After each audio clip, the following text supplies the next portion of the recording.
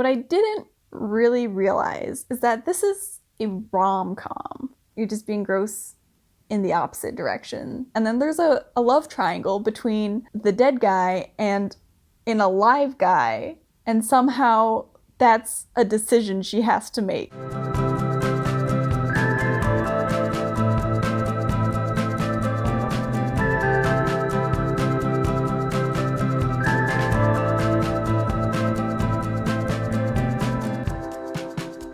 Hey friends, it's Sarah, and you've heard of Frankenstein.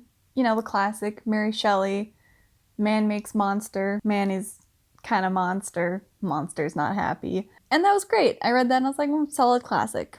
I also read This Dark Endeavor and Such Wicked Intent, the duology by Kenneth Opel, which is an imagination of Victor Frankenstein pre-creating the monster. And these were also great. Perfect gothic, a little bit of romance, but mostly just like gothic teen being a little horrifying. They're excellent, great books. And I thought, maybe I'll try another Frankenstein adaptation, reimagining. And Sally Thorne put out one called Angelica Frankenstein Makes Her Match. And I was like, seems kind of fun, a romance, gothic. What an odd mix, sounds quirky and fun. And boy, was I wrong. So I've never read any of Sally Thorne's books. I've seen them around. I have nothing against them. It's not that I don't necessarily want to read them, or I'm like, I will never read them. But I'm not a huge enemies to lovers fan. I'm not into like the super spicy romance books. So they just don't really appeal to me that much. But I saw the cover for Angelica Frankenstein Makes Her Match, and I was like, this is so cute. This looks kind of fun, and I'm down for a weird book. What I didn't really realize is that this is a rom-com. It's not just like a romance with Victor Frankenstein's sister that Sally Thorne made up. It is a rom-com, but set in the like gothic atmosphere of Frankenstein. Now, like, full disclaimer, I made it 80 pages into this book before I gave up. So, I don't know, maybe it got better at the end, but Goodreads is either 5 stars, this was so weird and I loved it, or 1 star, this was so weird and I hated it. And sadly, I am on the 1 star, this is so weird and I hated it. Here are my complaints. First up, the main character, Angelica, is a quirky, I'm so quirky girl. She's 24 years old. She's determined to be married, which, you know, that's fine for like, you know, it's the olden days. Women gotta get married so they can do anything with their lives. If there's like, you know, an old maid, they're not gonna do anything. And her brother's getting married and she's like, I'm gonna lose my brother. I'll be all alone. It's gonna be awful. I need a man. You know what? That's fair. I can jive with that. It fits the time period. She's like also helping her brother as he tries to make his creation come to life. And so she goes like body shopping with him in the morgue. Sure, fine, whatever. And she's like, you know what, brother? I haven't been able to meet a man. And he's like, yeah, it's because you ask some like interview questions. You scare them off. And I'm like, okay, kind of strange, but whatever, fine. And then she's like, so I'm gonna like make a man for myself.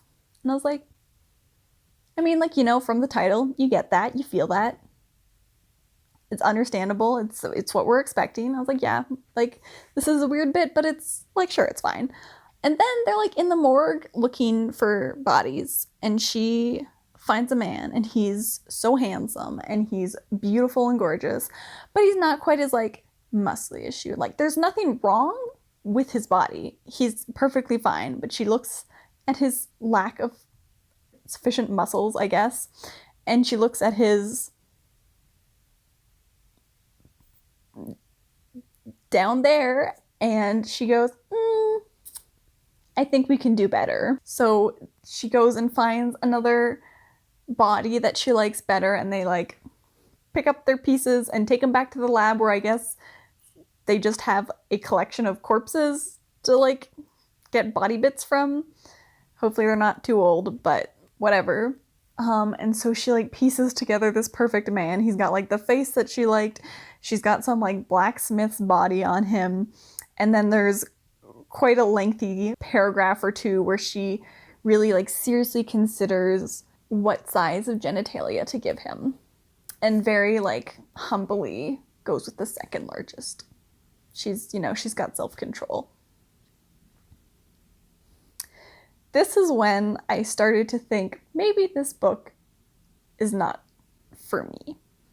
Because from that point on, she talks about his dick, I swear, like every other page, for like 50 pages. I made it 80 pages into the book, and I want to say like 50 pages, every other page, she's like talking, there's some mention to his dick. And I'm like, this is a struggle. So she manages to make him come alive, obviously, otherwise there'd be no plot. And he doesn't know who he is. He's like, where am I? What's going on? Who was I? And she's like, well, that doesn't matter because you're gonna be my husband now. I made you for me. And he's like, yeah, no, who am I? I gotta figure out what I'm doing, who I was, what's my past. And she just kind of like doesn't care at all. Her main concern is that he's gotta marry her. She brought him to life. He should be like eternally grateful for that. And in return, he should marry her.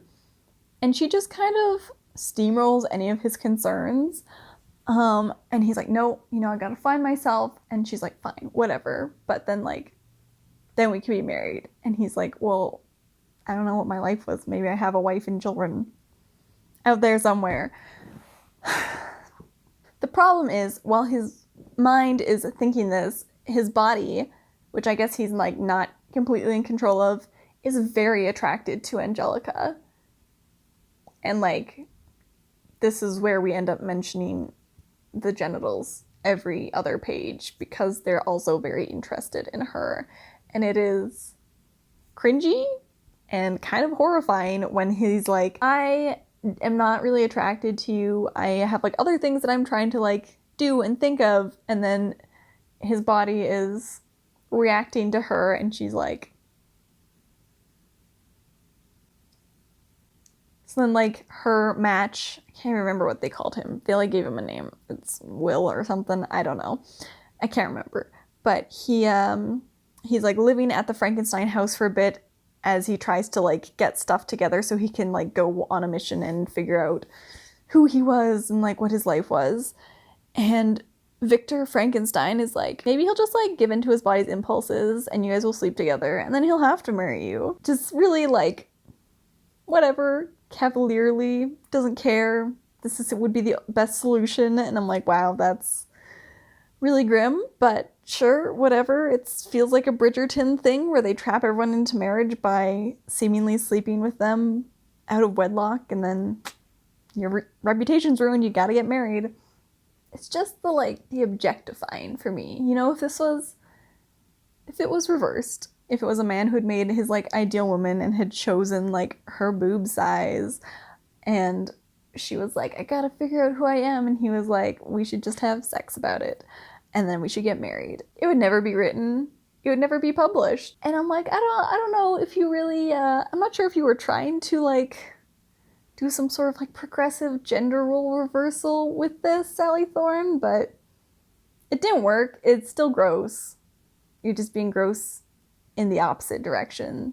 It's just gross. Like, Angelica doesn't care about this guy's personality, about what he wants at all.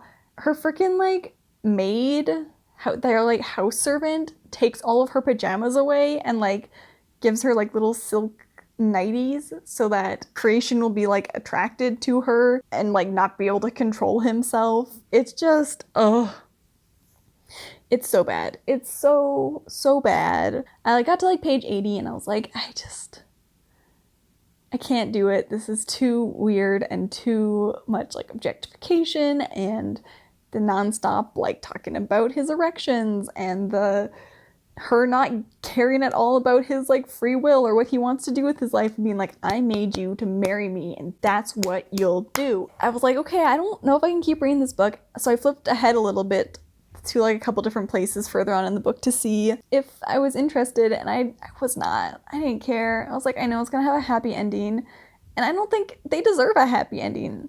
There's also a love triangle. I went to a HarperCollins presentation, like it was something we could do as like for work, and I went and they were talking about like books that had just come out and were coming out in the fall, and the one guy there was talking about this book, and he's not like a romance reader, and he's like, yeah, and then there's a love triangle between the dead guy and an alive guy, and somehow that's a decision she has to make. Do I want the dead guy or an alive man that I did not resuscitate through the magic of science fiction?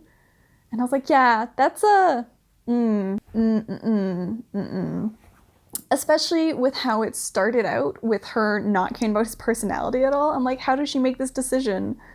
Does she just have them both drop their trousers and goes, just kidding, yeah, I do still like the one that I chose? Like, what? I just can't see a meaningful emotional connection between Angelica, who acts somehow like a petulant teenager, and yet like the horniest woman known to mankind. I can't imagine her having a proper emotional connection with this guy she created. And then having an alive guy who has all of her like perfect qualities, but that she doesn't choose him. I don't know.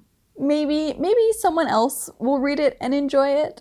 Obviously, some people do, because there are Goodreads reviews, like I said, where they're like, this was super weird, but like I loved it. But I'm concerned about Sally Thorne. Someone should check on her. Is she okay? Because I don't think she's okay based on the first 80 pages of this book. And then finding out that there's a love triangle as well. I don't like love triangles. The only good love triangle is Iron Widow, and they end up being polyamorous. That is the only good love triangle. So that also just like put me off of it entirely. If you've read this all the way through, please do let me know how it is, because I am still like kind of curious about it, but I refuse to put myself through the other 200 and some pages to find out if it has any redeeming qualities to it. If you've read it, please leave me a comment, because I just don't understand how this got made. Anyways, thank you for letting me rant. I hope you enjoyed this to some degree. I don't know. I had to like scream about this book because it was so baffling to me. But thanks for watching anyways. I hope to see you next time, and go read a book. But maybe not this one. And then I actually read these first. Just like... And then also her brother is like, maybe you guys will just sleep together, and then he's gotta marry you. Who is blaring their bass at 7:30 p.m.?